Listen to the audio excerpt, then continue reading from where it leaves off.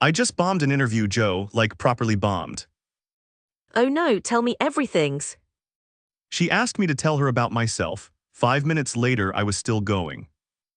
5 minutes, Dave, 5 minutes. I know. I literally cannot. She made the polite smile, you know the one. It's the one where they've already mentally moved on. That one. Right, we're fixing this tonight, pour the wines. So tell me about yourself, go. Okay, well, my name is Dave. I grew up in Boston, went to Northeastern. Stop. Already. She doesn't care where you grew up. But it's relevant context. No, it isn't. They have your CV, they know. Then what does she want to hear?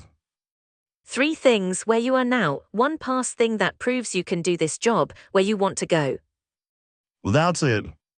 That's it, 30 seconds. 30 seconds for the whole thing. 30 maximum. Show me. I'm a product designer at Linear, currently leading our mobile redesign. Before that I spent 3 years at a startup that got acquired. I'm looking for a senior IC role at a company doing something I actually use every day. That's like 4 sentences. 3.5. And that's enough. That's enough, now you try. Okay, I'm a software engineer at. What's your level? Mid. Say it. I'm a mid-level software engineer at a fintech in Brooklyn. Before that, I was at a payment startup for 2 years. I'm looking for a senior role where I can lead a small team.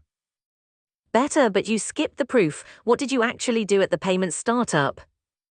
I built their fraud detection system. Did it work? Cut chargebacks by like 60%. Dave. What? That's your whole answer. Put the 60% in, always. Just throw the number in. Always throw the number in. They remember numbers, they forget adjectives. Huh? Run it again. I'm a mid-level engineer at a fintech in Brooklyn. Before that, I built fraud detection at a payment startup and cut chargebacks by 60%. I'm looking for a senior role where I can lead a small team. Yes, memorize that, don't change a word. Next one, what's your biggest weakness? Oh God. Go. I work too hard sometimes. Out of my apartment. What? I will physically remove you. Okay, what's wrong with it? Every interviewer has heard it. It's not a weakness, it's a humble brag. They roll their eyes. Fine, what about perfectionist? Same family, fake weakness. So what, I just tell them my actual weakness? That seems insane. Not the whole thing, real weakness plus what you're doing about it. Plus what I'm doing about it.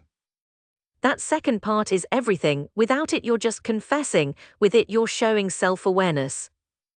Give me one of yours. I underestimate how long technical projects take, especially with engineering dependencies. Okay, that's specific. Wait, part 2, so I've started adding a 20% buffer to every estimate, and I check in with the eng lead before I commit to a deadline externally. Hello? Say. Yeah, that's clever. Not clever, honest, there's a difference. Okay, let me try. My weakness is I freeze a bit in big group presentations. Good, part 2. I'm working on it. Dave. Okay. So I joined a Toastmasters group near my office this year, and I've done 4 practice talks already. Now that is an answer, real plus action plus proof. What if my real weakness is something they actually need for the job? Then pick a different one. There's a rule, never offer a weakness that's core to the role. So I'm gaming it. You're framing it, there's a difference. Everyone has multiple weaknesses. You pick the honest one that doesn't kneecap you.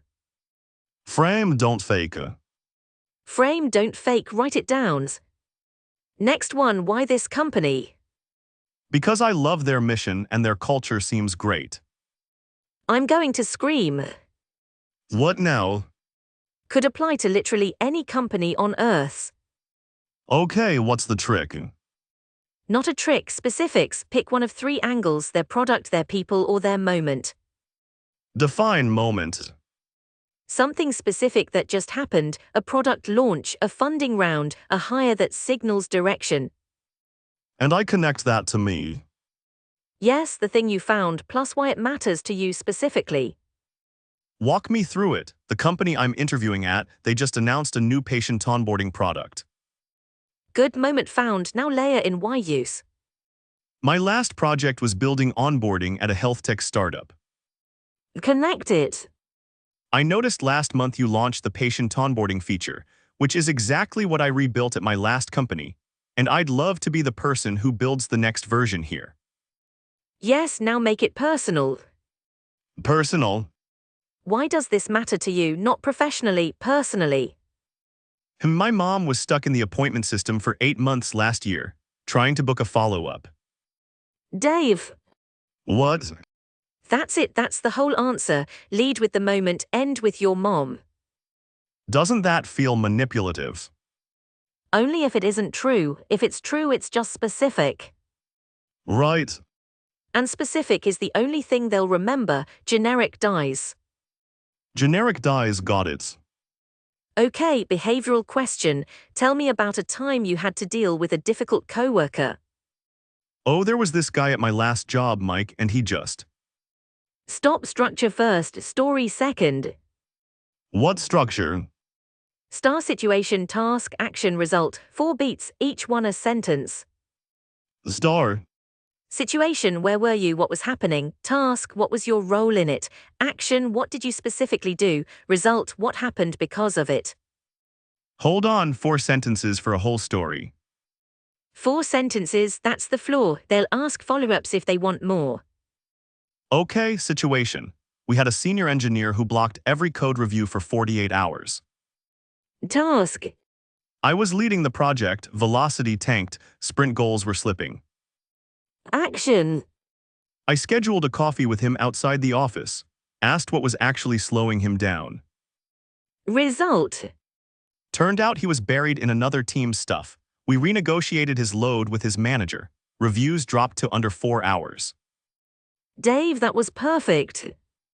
Really? Situation in 1 sentence, task clear, action specific, result measurable, that's the whole pattern. 4 beats, stop after each, don't ramble. And here's the bonus, most candidates skip result, they tell a story and just trail off. I always do that. Always end on the result, always, otherwise the story is just a story, the result makes it evidence. Last one, the trap question. What trap? At the end when they say, do you have any questions for us, what do you say? No, I think you covered everything. Dave. What? Never say no, never. Why? Saying no means you don't care enough about the role to be curious. Oh, so I have to have questions ready. 3, memorize them. 1 about the role, 1 about the team, 1 about the company. Hit me with 1 for each. Role, what does success in this position look like in the first 90 days? That's good, forces them to define the goal. Team, how is the team structured today, and how do you see it changing over the next year? Asks about growth without sounding pushy. Company, what's one thing about working here that surprised you in a good way? Oh, that one's sneaky, forces them to be real. And if they can't think of anything, that's the answer. Red flag. Red flag.